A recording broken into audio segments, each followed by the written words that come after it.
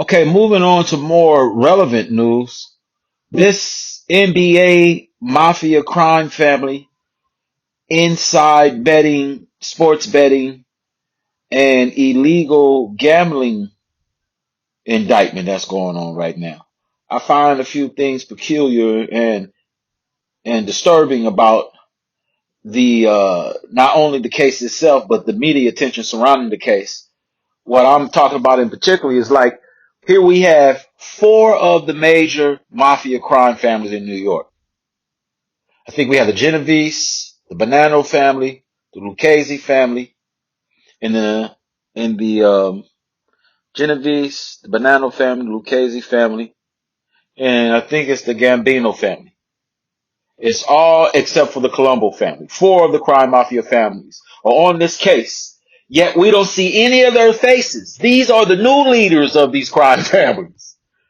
The first time that we have four different mafia families on one indictment, and we don't see none of these guys' faces. All we see are the athletes' faces and the black NBA players or participants of the NBA franchise. We see all their faces, see all their names plastered. We see the crime families are mentioned, but they're not mentioning specifically the individuals, nor do we see their faces.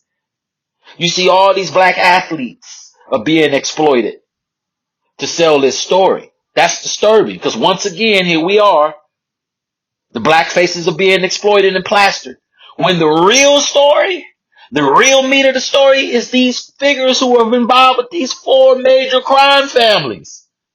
The first time in history that we have these many families on one solid indictment. Or two indictments, I should say. Because it's two indictments that split.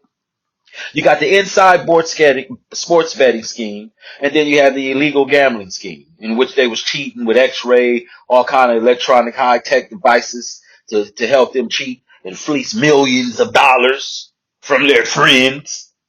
See, that's the real story.